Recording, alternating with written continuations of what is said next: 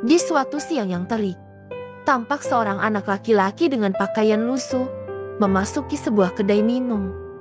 Sesampainya di dalam, ia melihat seorang pelayan wanita yang sedang sibuk melayani pelanggan.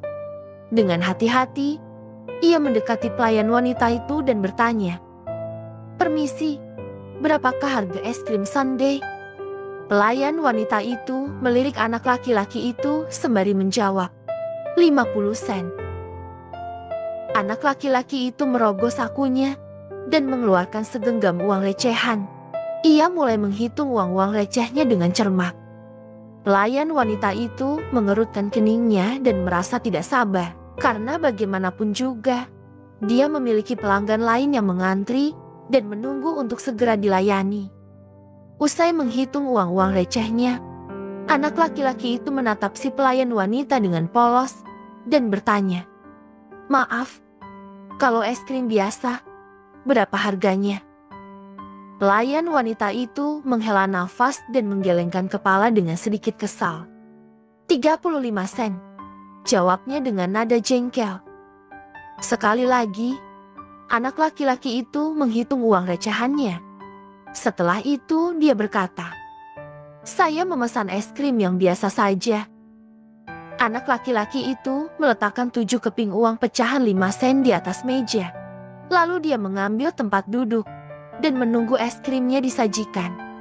Pelayan wanita itu mengambil uang recehan tersebut dan beberapa menit kemudian membawakan es krim pesanan anak laki-laki itu, lalu pergi untuk melayani pelanggan yang lain. Sekitar 10 menit kemudian, si pelayan wanita melihat ke meja anak laki-laki itu dan menemukan piring es krim yang kosong. Rupanya anak laki-laki itu sudah menghabiskan es krimnya dan pergi dari situ. Dia pun mengangkat piring kosong itu dan tampak agak terkejut. Di atas meja, di sebelah tempat yang basah oleh piring es krim itu, dia melihat 2 keping uang 5 sen dan 5 keping uang 1 sen. Ternyata, anak laki-laki itu sebenarnya memiliki cukup uang untuk membeli es krim sundae. Tetapi, dia akhirnya memesan es krim yang biasa saja agar bisa meninggalkan uang tip buat pelayan wanita itu. Pelayan wanita itu memungut uang recehan yang ditinggalkan anak laki-laki tersebut. Tangannya sedikit gemetar, dan tak terasa air matanya pun menetes. Perasaan haru dan menyesal bercampur aduk di dadanya. Dia berlari ke depan kedai untuk mencari anak laki-laki itu, namun tidak menemukannya. Anak laki-laki yang lusuh itu telah pergi meninggalkan tempat itu. Kebaikan mampu mengubah momen kelam seseorang dengan pancaran cahaya. Kamu tidak akan pernah tahu betapa pentingnya kepedulianmu membuat perbedaan untuk orang lain hari ini.